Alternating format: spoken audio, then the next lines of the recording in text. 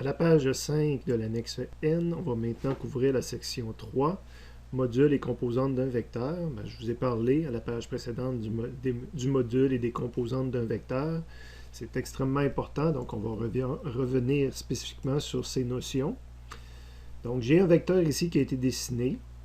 Donc on va réidentifier toutes nos choses et tout réexpliquer les éléments associés à un vecteur. Donc le vecteur, je vais le nommer à quelque part, absolument proche de la flèche. Je vais lui donner un nom. Là, il s'appelle petit a avec une flèche au-dessus. Donc ça, c'est le vecteur A.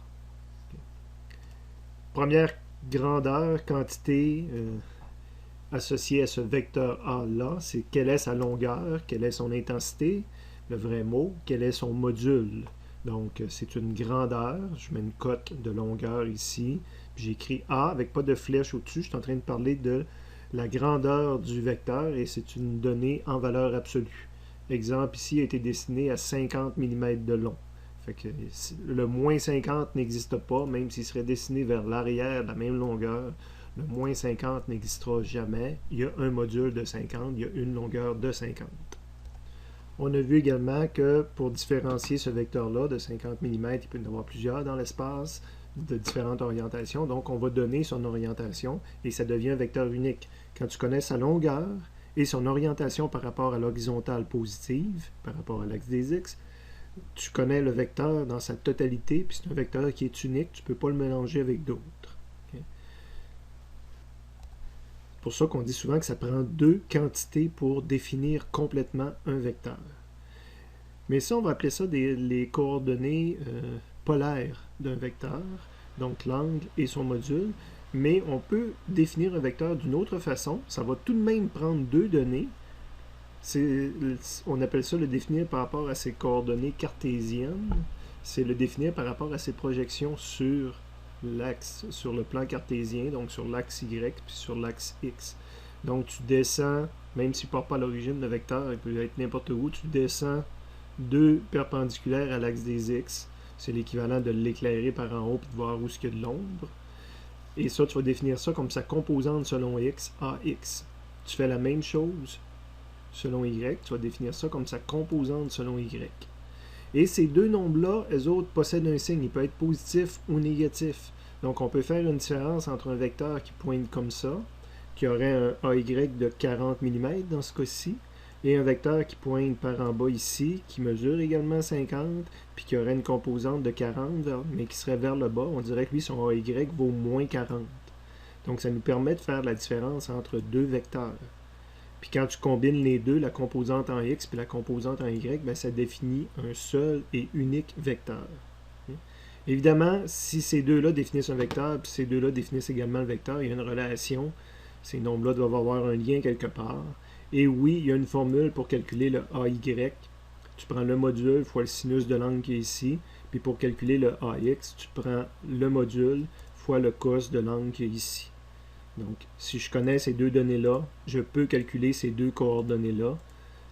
Et on va voir dans quelques instants qu'on peut faire le vice-versa aussi. Fait qu'ici, on avait un vecteur qui était dessiné de 50 mm, qui avait un angle de 36,9. Donc, quand on faisait AX, quand on faisait 50 fois cos 36,9, ça donnait 40. Puis en AY, quand je faisais 50 fois sinus 36,9, ça donnait 30. Ben, on retrouve le triangle 3, 4, 5.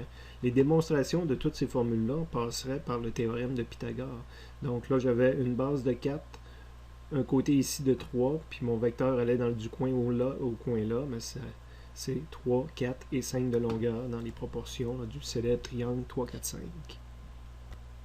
On continue plus bas sur la page en se demandant si jamais on connaît au départ AX et AY et que j'ai besoin de connaître le module.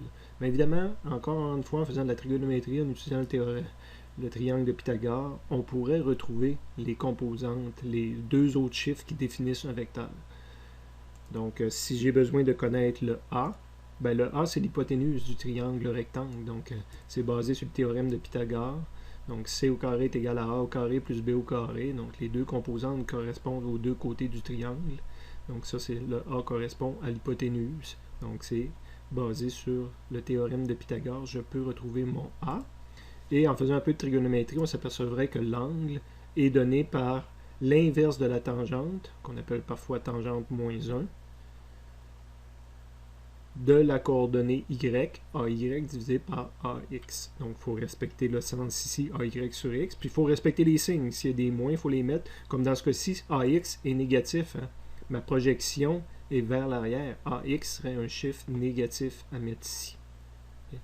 Évidemment, dans le coin ici, j'ai identifié mon vecteur. Donc, maintenant, si jamais je suis parti de ces deux coordonnées-là, qui définissaient très bien mon vecteur, mais que j'ai besoin des deux autres, je peux utiliser des formules pour calculer les deux autres et ils définissent très bien mon vecteur également. Bon, avec certains groupes, même avant d'aller là, on va faire nos calculs en bas. Donc, au contraire, je pars avec des coordonnées polaires qu'on appelle. AX est égal à moins 40, hein, vous voyez, pour dire qu'il est vers l'arrière. AY correspond à 30. Puis vers l'arrière, il aurait été également moins 40 si le vecteur aurait été ici. Hein. Ça, c'est un AX de moins 40, au même titre que quand il est ici. Okay, donc, ça ne dépend pas du côté que je suis de l'axe X. C'est tout simplement dire que le vecteur pointe vers l'arrière de l'axe des X. Son orientation générale, selon X, est vers l'arrière, donc ça donne un AX négatif. De moins 40, un AY, lui, son orientation générale est vers le haut par rapport à l'axe des Y. Une orientation de plus 30. Si je fais A est égal à la racine de 40, moins 40 au carré plus 30 au carré, ça va donner 50. Et si je fais la tangente, là, il faut faire attention avec la tangente si on l'utilise sur une calculatrice. Si on applique la tangente moins 1 de AY qui valait 30 divisé par AX qui valait moins 40, on va obtenir une réponse qu'on n'aimera pas. Je vous fais la démonstration. Donc j'ai ouvert ma calculatrice que j'utilise, puis ça ferait ça avec n'importe quelle calculatrice. On fait la tangente moins 1, l'inverse tangente, de 30 divisé par moins 40, il va me fournir comme réponse un angle de moins 36,86 degrés. Fait que je viens d'utiliser une calculatrice, un ordinateur. Calculatrice, ordinateur, c'est pas intelligent. Ça prend un être humain pour le piloter de façon intelligente. Donc lui, il va me donner cette réponse-là parce que l'ordinateur a été programmé à répondre de cette façon-là. Ce qui est en train de me dire, si je reviens sur mon dessin, j'ai ouvert une petite boîte là, qui me permet de voir ma longueur des items que je dessine dans mon logiciel que j'utilise. Ce que la calculatrice est en train de me dire, c'est que j'aurai un angle de moins 36. Moins 36, là, c'est quelque part par ici. Là. Il est en train de me dire que le vecteur pointe vers l'arrière selon les deux chiffres que j'ai donnés, mais c'est complètement faux. Mon vecteur, il pointe de l'autre côté. Son angle devrait être 143,13 degrés. Parce que ça, regardez, si je pars en haut, l'angle est écrit à 90, ici c'est 0. Fait que quand j'étais dans ce coin-là, le bon angle à obtenir, c'est 143. 143 degrés, c'est 136, c'est moins 36 plus 80, si je vous le fais sur la calculatrice. Fait que je viens de le calculer ici, là, le moins 36, la réponse que j'ai obtenue tout à l'heure, plus 180, c'est le 143 qui m'est donné dans mon logiciel ici. Donc la calculatrice ne m'a pas donné le bon angle. Pourquoi? Je viens d'utiliser ma calculatrice pour faire calculer la tangente. Hein. C'est ça, quand on fait l'inverse tangente pour obtenir un angle, on peut reprendre la tangente de cet angle-là pour voir quelle est la valeur de la tangente, justement. Le premier angle qu'on avait, c'est le moins 36, etc. Si je fais la tangente de moins 36, ça donne moins 0,75. Et bizarrement, si je fais la tangente de 143 degrés, le deuxième chiffre qui m'intéresse, j'obtiens aussi moins 0,75. Et il y aurait plein d'autres tangentes que je pourrais pitonner qui me donneraient la même réponse. Je viens de pitonner sur ma calculatrice la tangente 323 degrés, ça donne moins 0,75. Puis la tangente 323 plus 180 donne moins 0,75. Puis toutes les fois que j'ajouterais 180 degrés, j'aurais la même réponse. Donc il y a plusieurs angles qui ont la même tangente. Lequel est le bon? La calculatrice n'est pas capable de le savoir. C'est à nous de dessiner lequel est le bon. Habituellement, on se trompe juste de 180 degrés. Fait qu'ici, quand il me donnait que c'était moins 36,9 qui pointait vers le bas, je sais qu'à l'opposé à 180 degrés, ça va me donner exactement le même résultat. Donc j'ajoute 180 degrés, puis là, ça, c'est la bonne direction. Donc il y a une partie où l'être humain doit interagir pour dire « Oups, ça n'a pas d'allure » ou « ça a de l'allure ». Ça se comprend aussi que j'ai deux fois le même résultat de tangente, parce que quand je suis dans le quadrant ici, puis que je fais mes rapport de composantes, dans le quadrant ici, je divise un y qui est positif, 30, divisé par quelque chose qui est négatif. Donc, je fais la tangente de quelque chose qui est négatif. Puis quand quelque chose pointe vers le bas, qui pointe vers le quadrant ici, là, j'ai un x positif, mais j'ai un y négatif. Donc, j'ai un moins divisé par quelque chose, je fais quand même la tangente de moins quelque chose. Fait que pour lui, c'est comme dans ces deux quadrants-là, il y a une certaine symétrie pour la fonction tangente. Donc, il faut rajouter un petit peu notre intelligence à ça. Je termine en donnant des notions supplémentaires qui ne s'adressent pas nécessairement à tous mes groupes de façon aussi rigoureuse. C'est surtout pour le pré-universitaire, les livres de physique s'amusent à utiliser une nomenclature qui est un petit peu différente. Pour les autres, c'est de l'information, c'est de la culture tout simplement. Mais les livres de physique vont souvent vous parler du vecteur unitaire I puis du vecteur unitaire J. Ce sont deux petits vecteurs standardisés. Le vecteur I pointe sur l'axe des X, puis le vecteur J pointe sur l'axe des Y. Ces deux vecteurs-là ont une longueur de 1.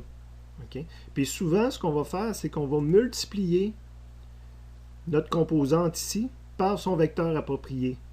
Ça nous donne un vecteur. Ça veut dire que ce vecteur-là, si AY vaut 30, ben ça veut dire que je vais avoir un vecteur qui est 30 fois plus grand que le vecteur J. Donc, ça me donne un vecteur qui pointe vers le haut, mais qui est 30 fois la longueur du vecteur unité. J'ai multiplié le vecteur unité par ma composante. Puis à l'inverse, en AX, je fais un peu la même affaire. Je vais multiplier le vecteur I par sa composante AX. Dans ce cas-ci, il valait moins 40. Bien, moins 40, ça veut dire que je vais être 40 fois plus long que ce vecteur-là. Mais le moins veut aussi dire que je vais être, on va voir les opérations sur les vecteurs, veut aussi dire que je vais être inversé. Donc ça, c'est AX fois I. Fait que ce sont deux vecteurs qui, on va le voir dans une seconde, si je les additionnerais, ces deux vecteurs-là, je retrouverais le vecteur qui est ici. Fait que quand je parlais des composantes selon X, selon Y, ben, je pourrais remplacer, une autre façon de le dire, je pourrais remplacer ce vecteur-là par ces deux vecteurs-là, et on va voir que physiquement, on aurait le même effet. On peut imaginer que ces vecteurs-là pourraient, par exemple, représenter la poussée. Hein, la poussée, une force de poussée donnée par un moteur ou par un réacteur, c'est une grandeur qui est vectorielle.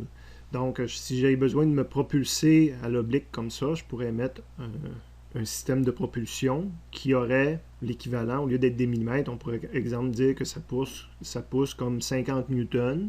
Ou encore, on pourrait dire la vitesse que ça nous donne. Cette poussée-là nous propulse à une vitesse de 50 mètres par seconde. Okay. Donc, le système de propulsion que j'utilise me pousse de façon à ce que j'obtienne une vitesse de 50 mètres par seconde.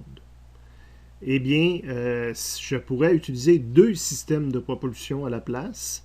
Un qui me propulse vers le haut, qui me donne une vitesse de 40 mètres par seconde, puis un qui me propulse vers la gauche, puis qui me donne une vitesse de, ici serait 40 hein, de longueur qu'on a, puis ici serait 30. Donc, qui me propulse de 30 mètres par seconde vers le haut, puis de 40 mètres par seconde vers la gauche. Ben, ça ne me donnera pas 40 plus 30 ferait 70, ça ne me donnera pas une vitesse de 70 en oblique. Okay? Donc, c'est pour ça que je dis qu'on ne peut pas faire de l'algèbre conventionnelle. C'est pas le 30 ici, le 30 qu'on a ici, plus le 40 qu'on a ici, qui va me donner le 70. La physique, si on fait des expériences, on le démontrerait, ça n'arrive pas à 70, ça arrive, si on a pris 30 puis 40, on va arriver exactement à 50. Donc, ça ne s'additionne pas de façon classique, ces deux vecteurs-là. Ça s'additionne selon une algèbre vectorielle qu'on va voir dans quelques secondes. Donc, ces deux vecteurs-là additionnés donnent le troisième vecteur. C'est pour ça que des fois qu'on utilise cette nomenclature-là, parce que ça fait notre affaire, exemple, de remplacer ce vecteur-là par deux vecteurs et vice-versa, de combiner ces deux vecteurs-là pour dire que la résultante, ça va être le vecteur qu'il y a ici. À la page 6 de l'annexe N, on continue dans la section 3, module et composantes d'un vecteur. On commence par des rappels de choses qu'on a vues à la page précédente. Donc, on a encore une fois dessiné notre vecteur F, son angle, sa composante projection selon X, sa composante projection selon Y. Et on voit que cela forme un triangle, donc ce qui nous permet de définir, exemple, que le cos, qui est côté adjacent sur hypoténuse, donc fx sur f, donc c'est ce qui nous permet d'obtenir la formule de fx est égal à f fois cos θ. Et à l'inverse, le sinus d'un angle, lorsqu'on fait de la trigonométrie, on définit que c'est le côté opposé d'un triangle rectangle, donc fy sur l'hypoténuse sur f, ce qui nous permet d'obtenir la formule qu'on avait à la page précédente. Et lorsqu'on respecte la définition de l'angle par rapport à l'horizontale, par rapport à la droite, ben ça va nous donner des signes si nécessaire. Le fx, lorsque le vecteur est vers l'avant, ben ça va nous donner un fx qui est positif. Lorsque le vecteur est de tendance arrière, ça va nous donner un fx négatif. Et ce signe-là a de l'importance justement pour nous dire ça. Un fy pour un vecteur qui a tendance vers le haut, comme présentement, de donner un FY positif, puis un vecteur qui aurait une tendance à pointer vers le bas donnerait un FY négatif. Alors que le module, la longueur de ce vecteur-là, quelles que soient toutes les orientations que je viens de parler, le module est toujours positif. Bon, on fait un exemple de ça. Donc, pour chacune des forces représentées, déterminer ses composantes horizontales et verticales. Donc, ici, on a 4 forces qui ont été dessinées avec des angles qui ont été donnés par la personne qui a fait le dessin. Ils ne seront pas nécessairement les angles que le physicien ou la personne qui étudie la physique de ce procédé-là, de cette situation-là, va utiliser. Donc, on a 4 vecteurs à étudier. C'est les 4 chiffres qu'on a ici. On a l'angle. Puis après ça, on va calculer la composante selon x de ces 4-là. Pour ça que le petit indice i, je le remplace par 1, 2, 3, 4 pour dire que je parle des 4 vecteurs. On va commencer par déterminer nos angles. Premier angle ici, 37 degrés, est donné par rapport à mon axe des x. Il faudrait rajouter un petit x ici et un petit y au bout ici. Donc le 37 degrés, il est bon. Le deuxième angle, F2, on va voir F2, est ici. On nous donne un angle de 40 degrés. Okay. Personnellement, j'aurais tendance à dire que c'est un angle de moins 50 degrés. J'analyse ça par rapport à ma référence, qui est l'axe des x ici. Donc, je recule vers le bas, c'est un angle de moins 50 degrés. Ou de l'autre côté, quelqu'un pourrait me dire que c'est un angle de 90, 180, 270, plus 40, 310 degrés. Ces deux réponses-là sont admissibles là, pour l'analyse qu'on est en train de faire. Le F3 qui est à 20 degrés ici, il va être à 90 plus 20. Donc, c'est un angle de 110. Et le F4 ici, deux façons de le faire, soit de dire qu'on est moins 90, s'il y a 50 là, il reste 40 ici, moins 90, moins 130, si j'ai bien analysé la situation, puis je ne l'ai pas offert comme opportunité, ou encore 180 jusqu'ici plus 30, 230. Évidemment, mon moins 130 est bon, parce qu'au total, c'est pour donner 360 quand on tourne toujours dans le même sens. Et là, pour chacune de ces choses-là, on prend une calculatrice, puis ici, je calculerais le premier module, il y avait 75 de long, de 75 fois cos 37. La calculatrice va vous donner 59,9. Et là, ce serait bon de l'essayer pour développer des habilités là, à faire ces calculs-là avec une calculatrice. Le 75 sin 37 doit nous donner 45,1. Donc, c'est mes deux composantes, sont toutes les deux positifs, ce qui me donne l'orientation générale dans ce sens-là, par rapport au x et y, c'est bon. Le deuxième, son module vaut 50, fois cos 310, ou 50 fois sin 310. On pitonne ça sur une calculatrice, 57,9 de ce côté-ci, et moins 68,9 de ce côté-là. C'est vrai, je ne faisais pas le F3, là. Excusez, je faisais le F2. C'est vrai, je suis rendu à la ligne 2, puis F2 pointe vers le bas. Donc, j'ai dit 50, puis on voyait 90. Donc, c'est 90, c'est le vecteur qui est ici. Puis le 310, c'est l'angle pour se rendre jusqu'à lui. Donc, 90 cos 310, 90 sin 310, un chiffre positif, orientation générale dans le sens de l'axe des x. Un y de moins 68, orientation générale vers l'arrière de l'axe des y. 110 comme angle, là c'est mon F3 qui est 50 de long, donc 50 fois cos 110, puis 50 fois sin 110. Vous mettez ça dans une calculatrice, vous devez obtenir un chiffre négatif de moins 17,1 et un chiffre positif de 47. Évidemment, ces chiffres-là, en plus de nous donner l'orientation générale, moins 47 versus 47, c'est des chiffres qui sont à l'échelle, c'est-à-dire que je recule un petit peu, mais je monte beaucoup en termes d'orientation générale. Okay. Et finalement, le F4 qui est ici, 65 de long, puis on avait dit 230, donc 65 cos 230, 65 cos sin 230, pitonnez ça, vous obtenez un X négatif qui confirme qu'on recule, et un Y négatif qui confirme qu'on descend. Et sont quand même relativement, on a 50 degrés proche d'un 45 degrés, sont relativement de la même grandeur pour donner à peu près une orientation au centre. Pas tout à fait, le Y gagne un peu, ce qui fait qu'on a plus que 45 degrés par rapport à cette direction-là. Et un autre exemple, mais cette fois-ci, c'est justement pour s'habituer à toute cette notion-là de signe pour les composantes. Tous ces vecteurs-là ont un module de 5. Si je décache la colonne ici en premier, ce que je ne peux pas faire parce que là, ils sont tous regroupés, mais si je décacherais la colonne A ici, j'écris 5 partout, ils ont toutes une longueur de 5 si je les mesure. Le reste va être différent. Donc, A1, c'est le vecteur ici. Sur l'axe des X comme ça, un 5 en AX, puis un 0 en AY, une longueur de 5, puis un angle de 0 degré. Donc, quand je connais ces deux chiffres-là, c'est seulement ce vecteur-là qui peut avoir ces deux chiffres-là. Puis quand je connais ces deux chiffres-là, c'est également seulement ce vecteur-là qui peut avoir ces deux chiffres-là. A2, un vecteur totalement vers le haut. Donc, ça va être un 0,5 puis un 5,90. 5 de long pointe vers le 90. Fait que prenez le temps de passer sur chacun, puis d'accepter mes chiffres, de les comprendre, puis d'être d'accord avec, puis surtout d'être capable de le refaire par vous-même par après. Le A3, celui-là qui pointe vers l'arrière ici, ça c'est un moins 5, 0, puis c'est un 5, 180. Il est vers l'arrière, donc moins 5, pas du tout en Y, 0. Il y a 5 de long, comme toujours, puis il est 180 degrés pour dire qu'il est vers l'arrière. Le A4, vers le bas ici, donc c'est un 0 en X, un moins 5 en Y, un 5, 270, vous direz qu'il pointe vers le bas. Le A5, en diagonale comme ça, mais il va respecter le 3, 4, 5, qui est plus vers le haut que vers l'arrière.